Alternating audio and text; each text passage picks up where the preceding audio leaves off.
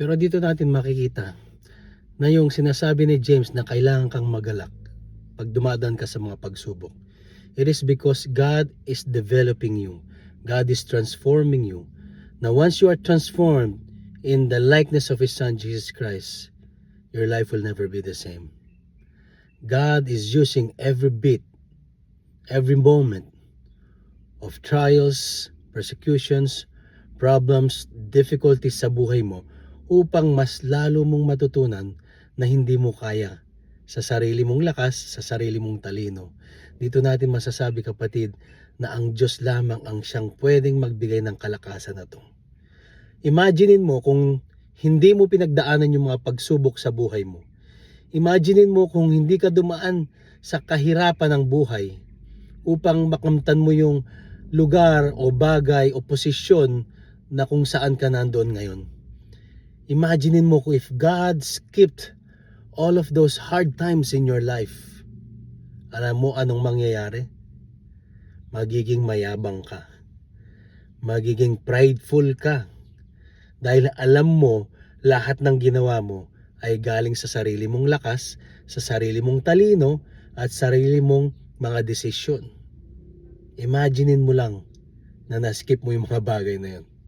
Pero salamat sa Panginoon, hindi niya tayong hinayaang makalampas or maskip yung mga bagay na yun dahil inaayos niya tayo araw-araw. Ang sabi ng Bible, God is sanctifying us daily. Ang sabi nga ni Paul sa Galatians 2:20, I have been crucified in the flesh. Ang sabi nga ni Paul sa Galatians 2:20, I have been crucified with Christ. Ang sabi ni Paul sa Galatians 2:20, I have been crucified with Christ. The life I now live in the life of Christ.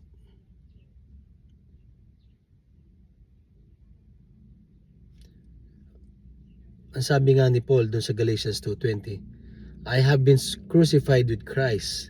The life I now live, I live in the faith in the Son of God.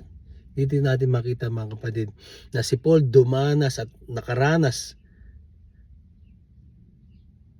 Dito natin makita, kapatid, na si Paul ay nakaranas ng mga bagay na hindi mo malubusan maisip na pinagdaanan niya yung mga bagay na yun.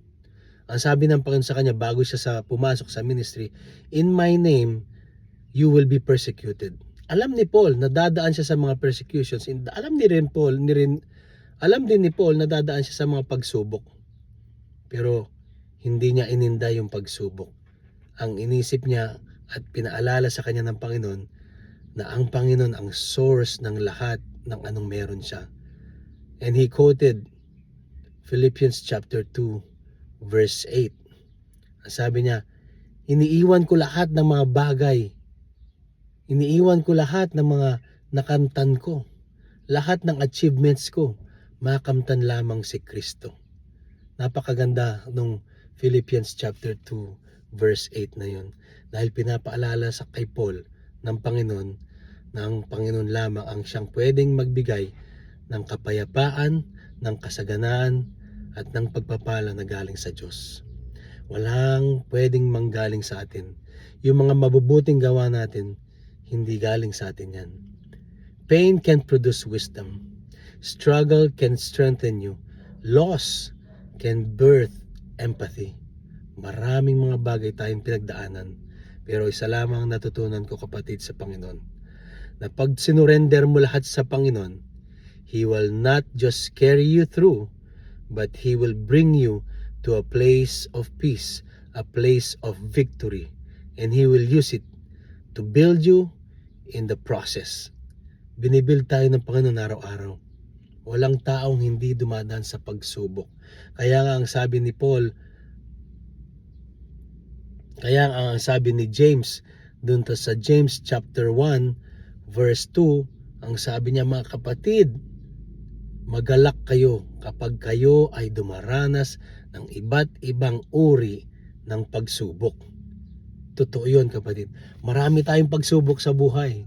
Pero ang sabi ng Panginoon in the person of James, magalak kayo. Bakit? Ang sabi niya sa verse 3, dapat ninyong malaman na nagpapatatag ang ating pananampalataya sa pamamagitan ng mga pagsubok. Dito ko natutunan, kapatid, yung James 1 verse 2 and 3. Ito palang pagsubok natin ang siyang instrumento ng Panginoon upang tayo maging mas matatag sa pananampalataya. Pananampalataya saan? Pananampalataya sa Panginoon, na alam natin na darating yung tamang araw, tamang oras na tayo'y makakalampas sa mga pagsubok na yun.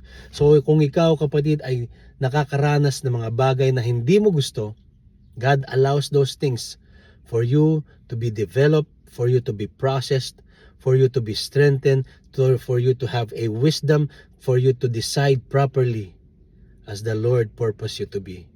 God is using those things in your life today na ikaw ay lumakas at pinalalakas ka niya. Every time na dumaan ka sa pagsubok, isa lamang ang sasabihin natin, Lord, hindi ko kayang gawin ito, tulungan mo ko. Lord, hindi ko kayang lakaran itong pinapalakad mo sa akin, tulungan mo ko. Lord, hindi ko kayang gampanan itong bagay na pinapagampanan mo sa akin. Itong bagay na pinapagawa mo sa akin. Bigyan mo ko ng tamang pangunawa. Yun lamang ang dapat natin gawin, kapatid, pag dumaranas tayo ng iba't ibang uri ng pagsubok. Walang tao hindi dumadaan sa pagsubok. Pero ang kaibahan ng isang anak ng Diyos at hindi mananampalataya ay ang anak ng Diyos ay laging dumidepende sa kung sino ang Diyos sa buhay niya.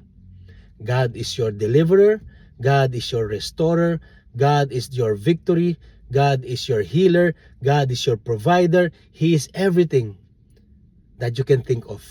Kapatid, isa lamang ang kailangan mong gawin.